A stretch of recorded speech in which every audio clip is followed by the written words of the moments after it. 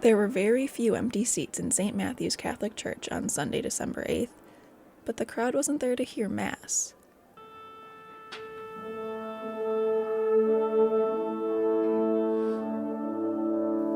They were there to hear the St. Paul Civic Symphony.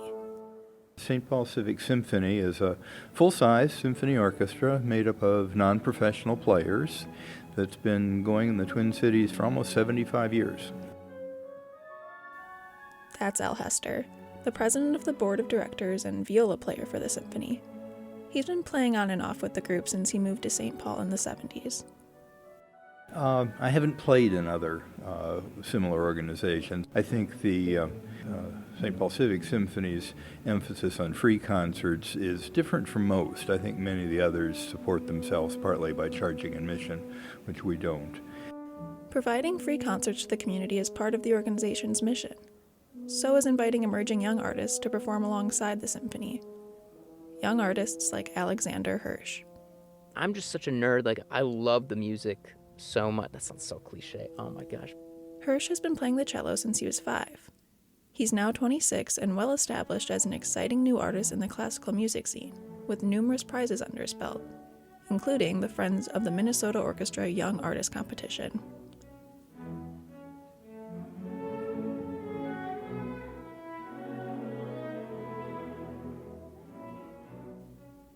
At Sunday's concert, Hirsch played Tchaikovsky's Variations on a Rococo theme for a crowd with whiter hair and a few more wrinkles than he has. But this is something he's used to. As one gets better and better, like, you get more opportunities, and then you look out, it's like all like 80-year-olds in the audience. It's like, wait a minute, what happens when these guys aren't around anymore to fund this? So, Hirsch and his friend and fellow musician Brian Wong decided to do something to get younger generations excited about classical music. I started a chamber music festival in Chicago to kind of tackle this very notion of, like, how to make classical music more accessible and just, like, more inviting, so it's not just, like, dead old white guys in an old concert hall, like, with the stuffy formality and, like, rules you have to know before you go in.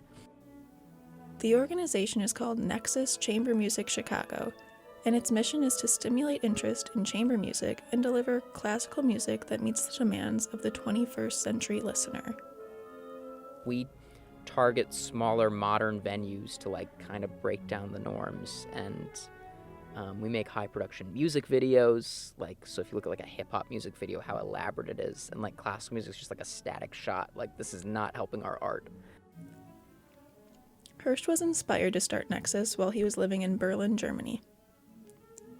So what's amazing there is, like, classical music is such a big deal. It's such a part of the culture. Like, how many young people go to concerts there, and how it's like people who are like hotshots in the classical music world are like mini celebrities.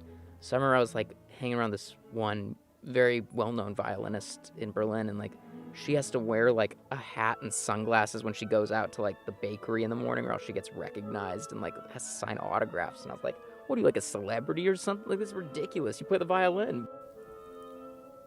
Back in the States, though, there are some barriers to getting younger people into classical music, as both Hirsch and Hester point out. Well, I think it's a problem is because they're cutting music programs in school. That's a huge, that makes it harder.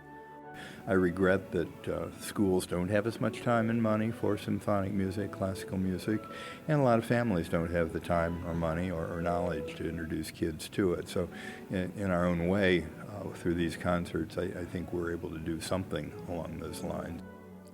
And looking down the aisles of St. Matthew's, you could see the younger children in the crowd, sitting on the laps of the older audience members that brought them along. Al Hester and the St. Paul Civic Symphony hope this is enough to spark an interest in the music that they love so much, but Alexander Hirsch isn't so sure. It's great that the St. Paul Civic Symphony does free concerts. That makes it accessible, but I think there's so much more, too, we can do. Luckily, Hirsch still has a long career ahead of him, and will continue to do all he can to get younger generations interested in classical music. Fiona Schiro, University Report.